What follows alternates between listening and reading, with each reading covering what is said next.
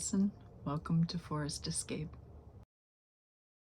Today we're going to talk about the greenhouse. Draw out what you consider to be a good greenhouse idea before you start to buy materials. The construction of the greenhouse was relatively simple. I built partitions, walls, literally in my living room, and carried them out on the back deck to store them under the roof until I was ready for assembly. The trusses were also built in my living room, and they were joined in place once they were installed. Everything is on a grade here, so we had to block and put down black plastic. The greenhouse is 14 feet wide and 7 feet deep. And once again, budget came into play. It would be nice to have bigger, but this is adequate. The trusses were installed and the plastic was put on, and we ended up having to take the plastic for the roof off and painted the trusses and all the support system, and then bought the 12 mil reinforced greenhouse plastic instead of the heavy mil that you can get like at Tractor Supply, because a felt kind of tape was installed at any stress point between the lumber and the greenhouse plastic on the roof so that it wouldn't tear the material. Also, a kind of webbing, black wide webbing, was used to help staple through and hold the plastic. The door is built by hand, and I can just walk through the door. It's not overly tall, but it works good. The workbench was a necessity, and it was fun to build, and we also put in windows for ventilation. Placement of the building is important. The greenhouse does provide wind block for the chicken coop. The shelves were built out of lath strips. It was cheap, so it worked. And then we painted everything green.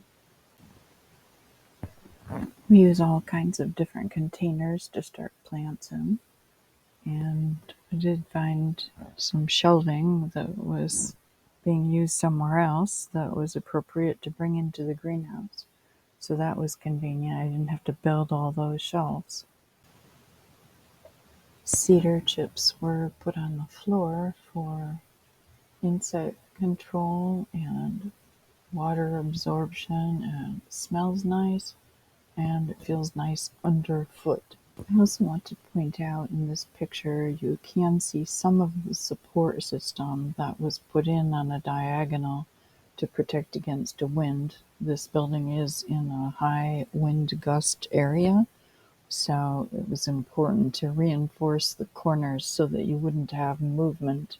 Also, I have used brackets in all of the main stress points to reinforce and hold that square and to help with stability. We normally start the seedlings in the greenhouse and then transplant outdoors, but sometimes we keep a fair amount of plants in the greenhouse. It's also possible to use like a milk house heater and keep it warm even in the wintertime. It depends on where you live and how much money you want to spend on electricity, but it's possible to keep plants in there for a really long time.